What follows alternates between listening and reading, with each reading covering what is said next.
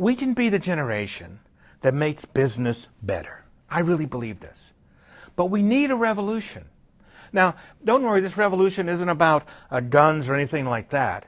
But we need a conscious, conceptual revolution, a revolution about ideas. We need nothing less than a different way or different ways to think about business. We need a way to think about business that enables us to be at our best. The overall argument here is that the standard story about business that's dominant in cultures across the world, frankly, isn't very useful anymore in the world of the 21st century. There are at least 4 flaws in this current approach, and I'm going to talk about these flaws in the next video. I'm going to suggest we go in a different direction, because the good news is there are lots of alternatives to this standard story that are emerging. But first, I need to do 2 things. I need to tell you what a narrative or standard story is, and I need to tell you what I think the standard story about business is. First, what is this idea of a standard story, an underlying narrative, a dominant narrative, and why are they important? I want you to think just a minute not about business. I want you to think about sort of the old narrative, if you like, about the role of women in U.S. society. I'll use U.S. society, but it's a standard story in lots of societies around the world. And you know how that story used to go. It used to go, well, you know, women should stay at home.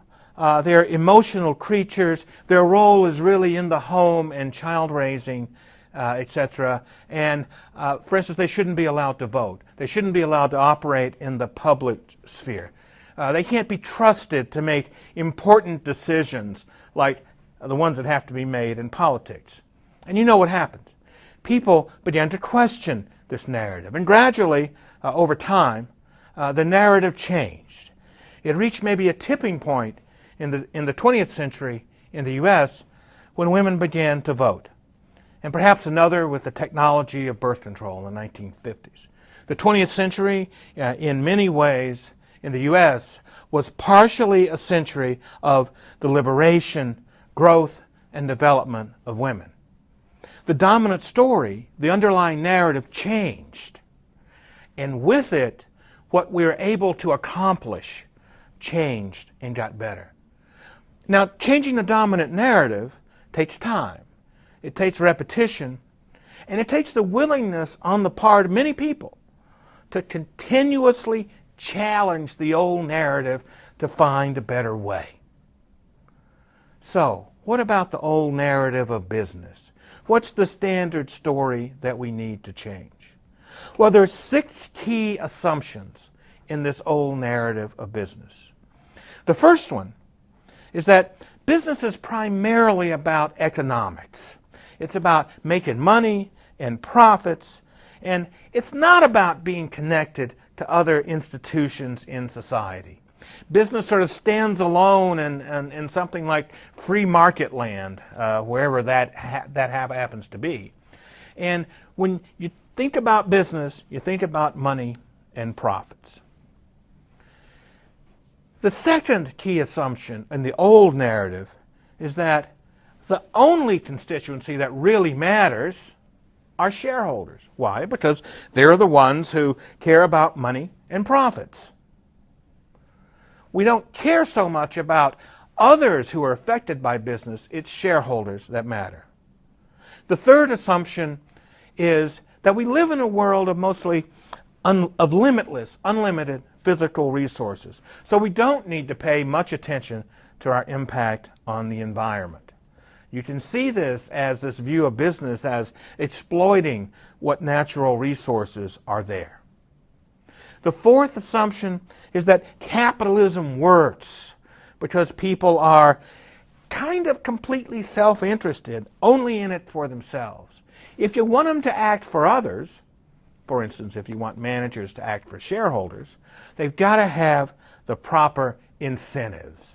And these incentives around money and pay and profits are what drive them to act.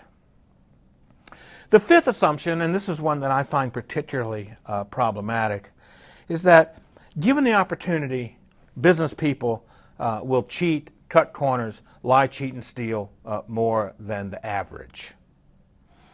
This assumption about who we are as moral beings, when we put on a suit or go to business, it's almost assumed that we're non-moral, we're amoral. We don't care about the effects of our action on others. And finally, the sixth assumption is that business works because people are basically competitive or greedy, and then somehow, as if by an invisible hand, the greatest good emerges. And usually one passage is quoted out of Adam Smith, and we forget much of Adam Smith. Read the papers. Listen to the news. You'll hear this story. One of the things I'd like you to think about is to see if you can find examples of these assumptions in your daily life, on the news, in the newspaper, on TV, whatever you read, in conversations with your friends.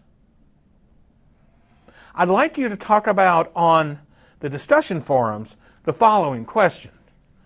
What do you see as wrong with this standard story, with these 6 assumptions?